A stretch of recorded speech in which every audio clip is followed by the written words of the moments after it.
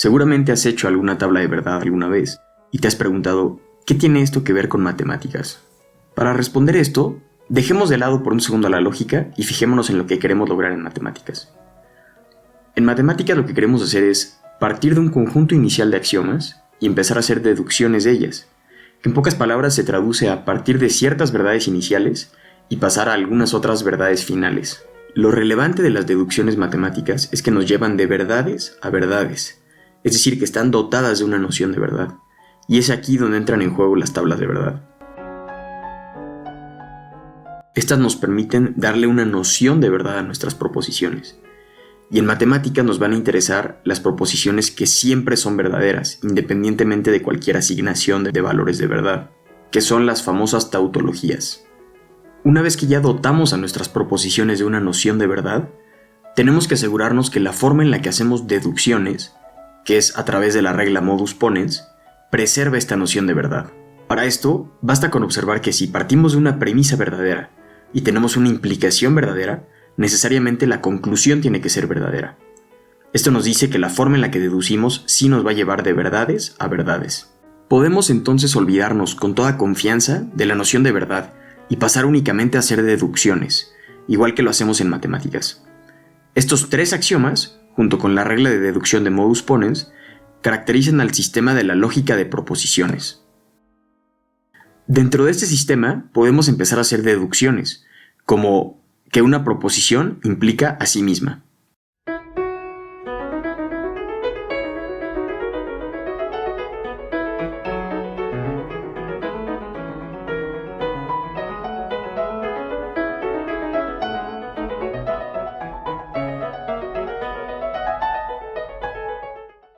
Podemos también formalizar la noción de demostración como una sucesión de pasos y la noción de teorema como el último paso de una demostración. Formalizar nuestro sistema deductivo tiene muchas ventajas, ya que nos permite hacer metateoremas, es decir, teoremas acerca de las cosas que podemos o no podemos demostrar dentro de este sistema. Por ejemplo, dos nociones clave son la de completud y la de consistencia.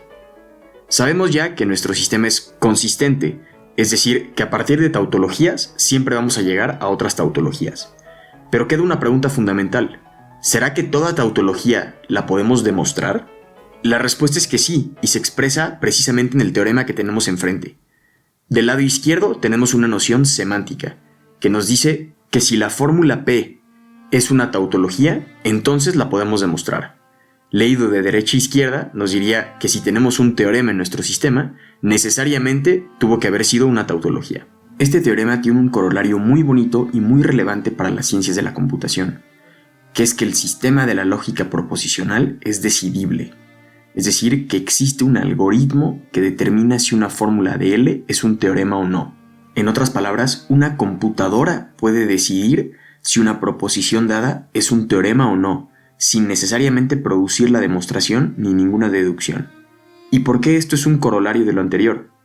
Pues fácil, sabemos que un teorema es teorema si y solo si es una tautología. Entonces, dada una fórmula proposicional en nuestro lenguaje, basta con construir su tabla de verdad, que es un procedimiento totalmente mecánico. Si es una tautología, entonces es un teorema. Si no es una tautología, entonces no es un teorema. Hay que notar que este resultado es muy interesante porque de alguna forma estamos dotando a las computadoras de una forma de hacer matemáticas, es decir, de una forma de saber si algo es un teorema o no, sin necesariamente tener una noción de verdad. Hasta ahora todo va muy bien, pero si lo que queremos es realmente capturar la esencia de los teoremas matemáticos, es claro que nos está faltando una pieza clave, porque en matemáticas no solo lidiamos con proposiciones, sino que lidiamos con predicados, y estos tienen cuantificadores. Entonces el siguiente paso es poder dotar de una noción de verdad a predicados con cuantificadores. Para lograr esto, lo más fácil es que pensemos primero en un ejemplo particular. ¿Este predicado es verdadero? ¿Es falso? De alguna forma, es claro que la respuesta depende de la estructura en donde estemos interpretando este predicado. Por ejemplo, si pensamos en los números reales, es falso, pues el 0 no lo cumple, no tiene inverso. Si pensamos ahora en los reales sin el 0, entonces es verdadero, pues todo número real que no sea el 0 tiene un inverso multiplicativo. Si lo pensamos, por ejemplo, en los naturales, es falso, Y finalmente, si lo analizamos en cualquier grupo, es cierto, precisamente por los axiomas de grupo. Esto deja muy en claro que la noción de verdad, cuando tratamos con cuantificadores, depende del dominio donde interpretemos nuestra fórmula. Por supuesto que lo que nos interesa es hablar en general, no solo de esta fórmula particular. Así que vamos a ver cómo podríamos generalizar este predicado.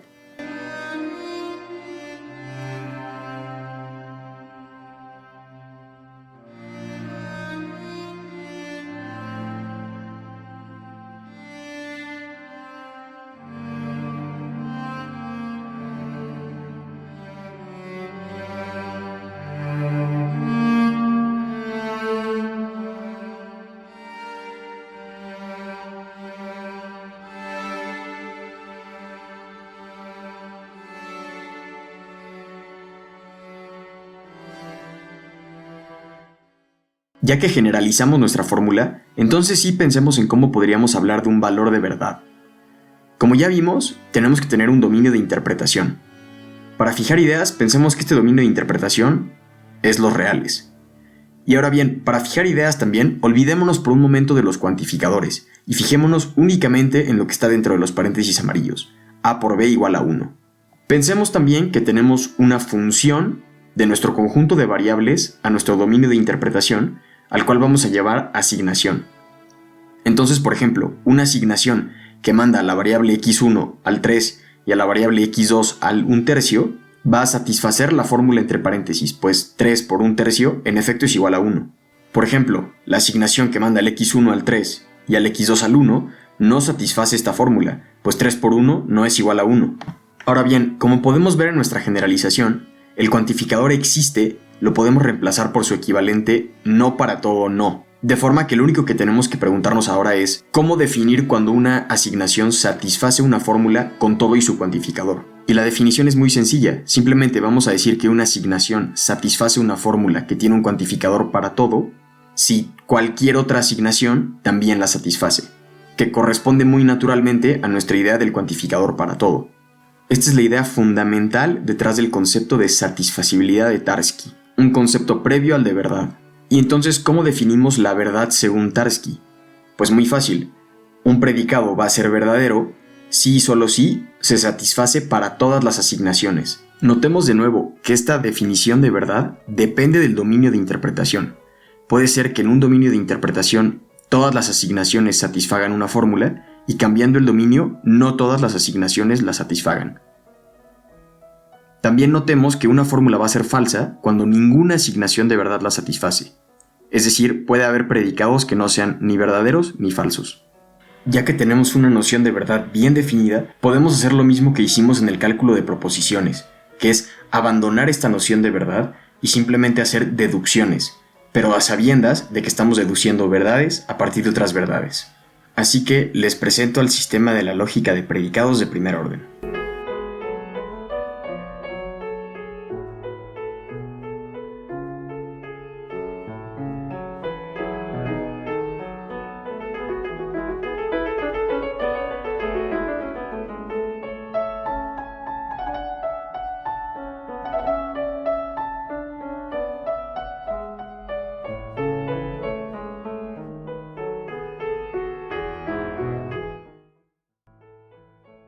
Por sus grandes similitudes, muchos de los metateoremas que presenté para el sistema de la lógica de proposiciones también van a ser válidos en la lógica de predicados de primer orden.